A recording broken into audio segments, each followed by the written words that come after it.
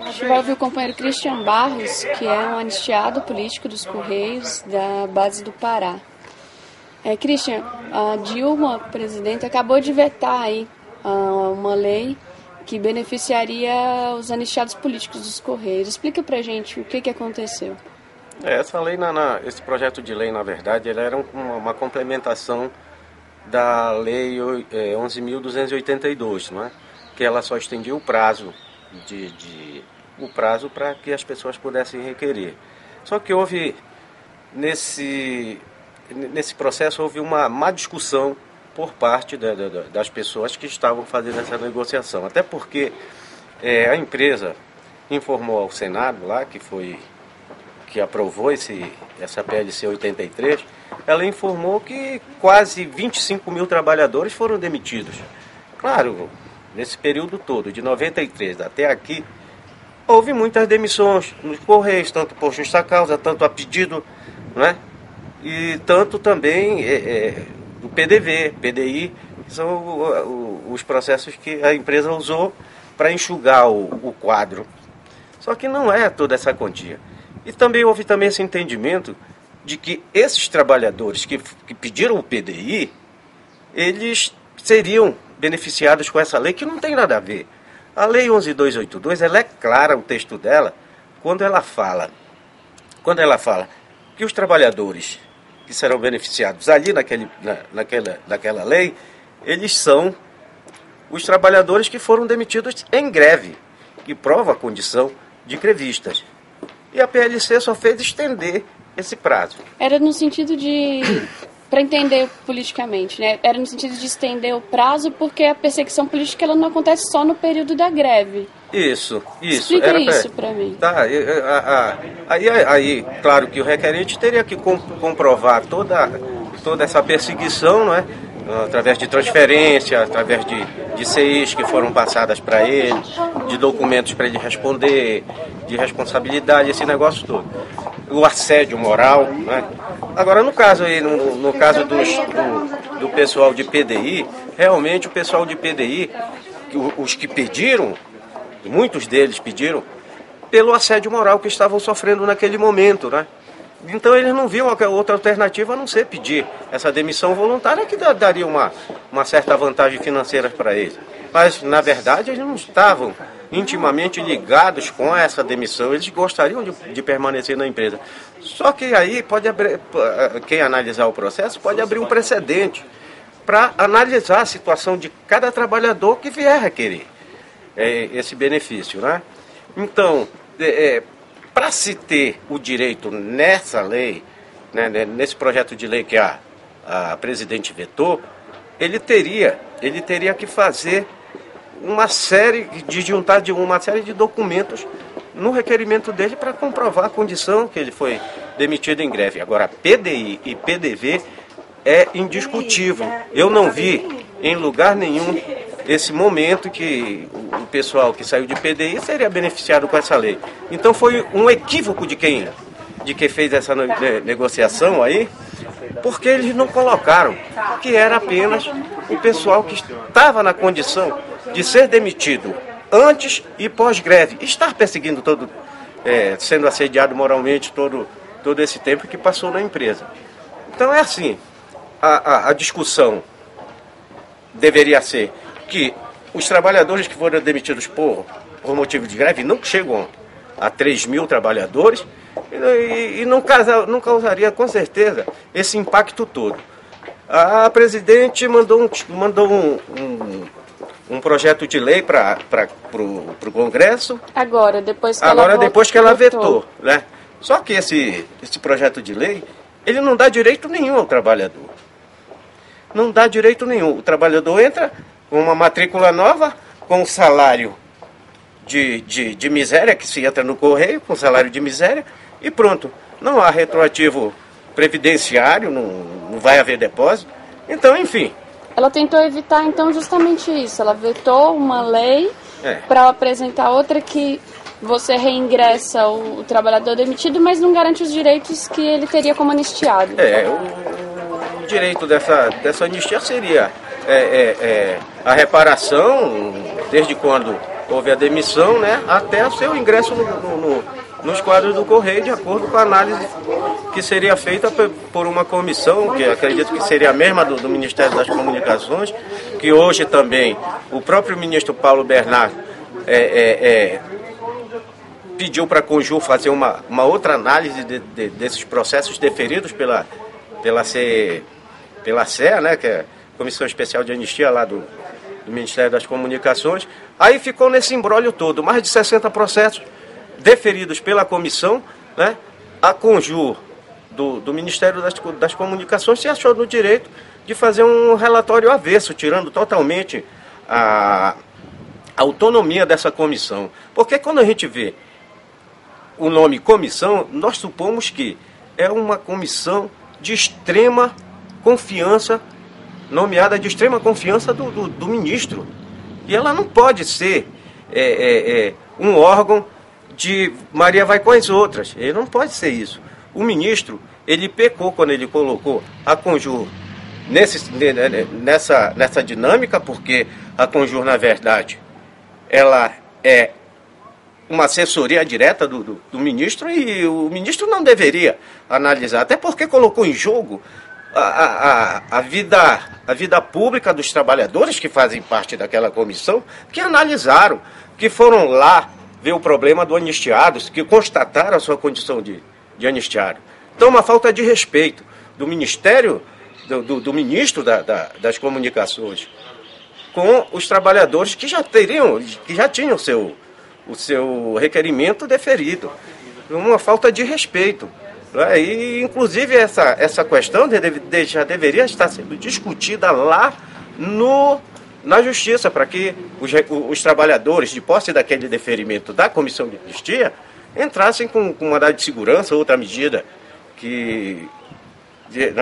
dentro da Justiça que justificasse, né, o retorno deles para a empresa, e que a empresa tem que arcar com todos esses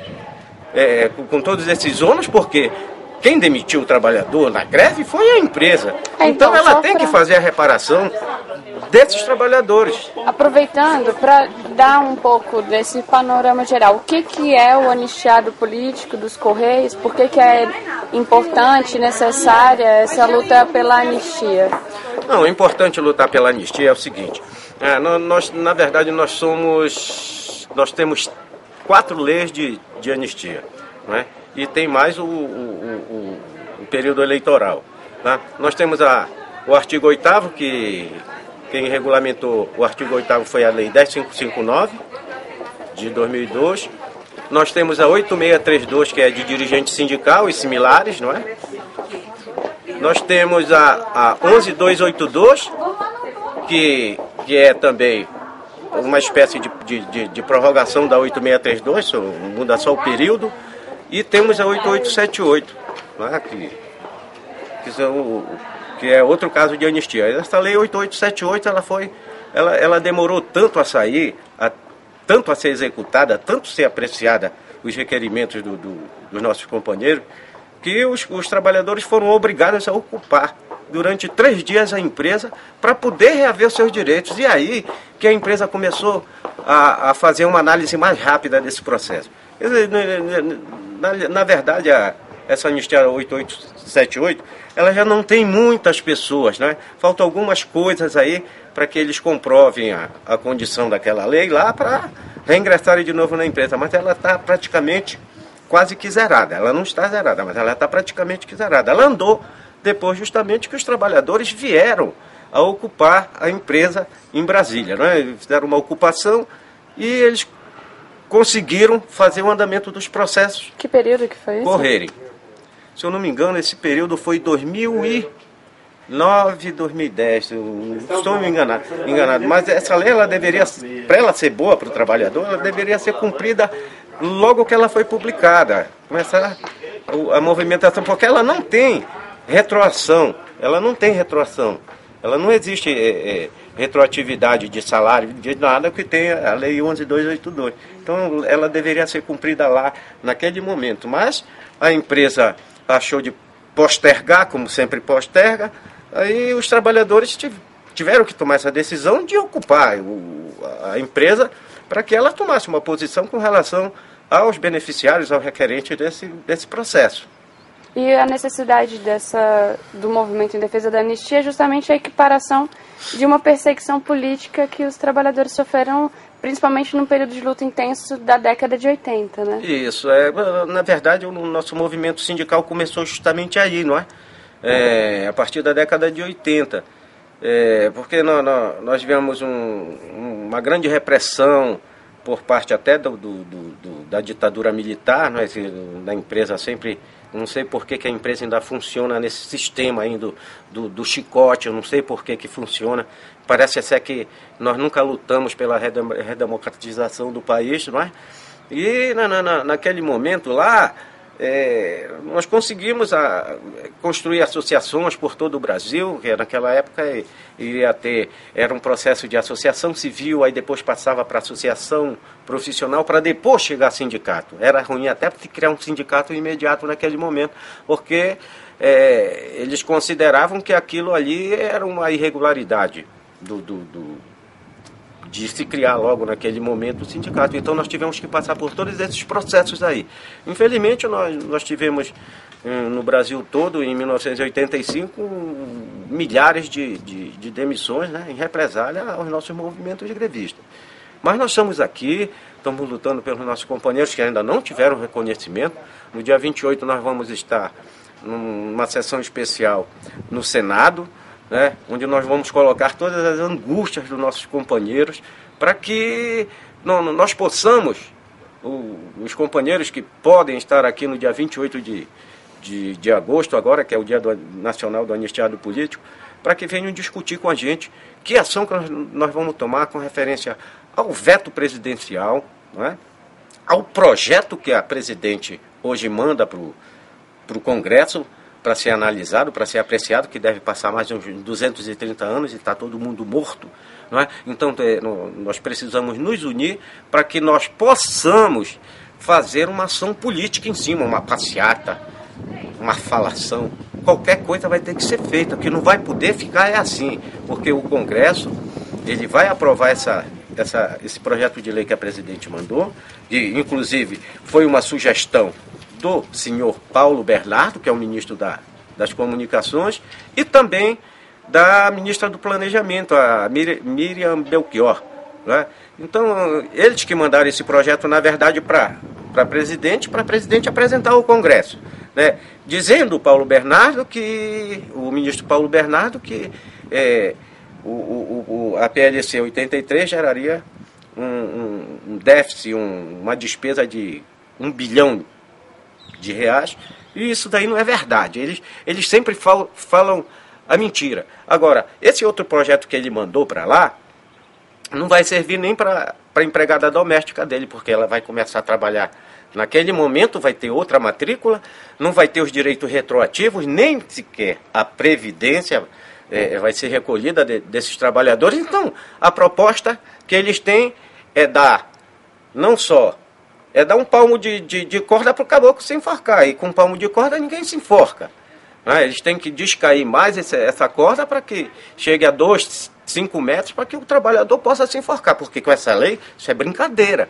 O ministro Paulo Bernardo está brincando, nem parece que ele era e foi um dirigente cutista, não é? E isso a gente não admite, isso. A retaliação em plena a redemocratização do país, que na verdade o país não está redemocratizado, o país está acordando agora, está indo para a rua e vai fazer, com certeza, a grande diferença. Quem vai fazer vai ser o povo. Se você quiser falar mais alguma coisa para concluir? Eu gostaria de chamar a atenção dos nossos companheiros anistiados de todas as leis. A nossa lei é 10559, mas não estamos preocupados com isso, de sermos da 10559. Nós estamos aqui, nós enquanto pudermos vamos estar aqui, vamos estar vindo em Brasília para a gente tentar ver os outros companheiros de outras leis, da 8632 que ainda tem pendência, da 11282 que tem pendência, muitas pendências, a lei 8878 que tem poucas pendências, mas a gente tem que ver esses companheiros, porque afinal, nós somos uma família, nós somos a família setista, então nós temos que ver quem são os nossos parentes, quem são as pessoas que convivem diariamente conosco, no Pará, no Brasil, Em todas as partes do Brasil nós temos que fazer essa luta. Nós não estamos aqui só para ver o nosso lado, nós estamos aqui para ver e o que outros companheiros virem para cá. No dia 18 a gente pode fazer uma plenária e decidir o que é que a gente vai fazer, o que é que nós podemos fazer enquanto estivermos vivos, porque depois de morto, e também o pessoal da internet não vai resolver nada não. Tá? A internet não vai resolver nada, tem que vir aqui, tá? De corpo presente, vamos fazer, de corpo presente pode até ser uma sugestão para se fazer desse governo, fazer uma missa de corpo presente lá na frente do ministério, lá na frente do palácio, a gente pode fazer isso. Eu arrumo uma fantasia de padre.